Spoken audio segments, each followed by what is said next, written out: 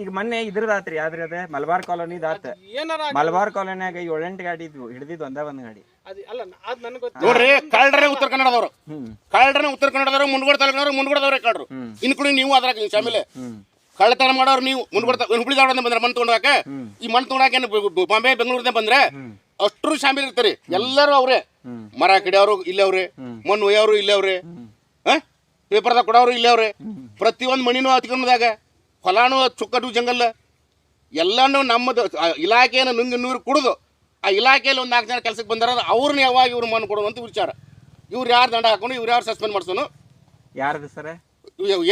ವಿಚಾರ ಮಾಡ್ತಾರಲ್ಲ ಯಾರ ಕೆಲಸ ಹೇಳ್ರಿ ಯಾರು ಮಾಡ್ತಾರ ಅವ್ರದ್ದು ಯಾರ್ದು ಹೇಳ್ರಿ ನೀವು ಡಾಕ್ಟರ್ ಹಾಕಿದ್ದೆ ನಿನ್ನ ನಾನು ಉಳಿಕಿದ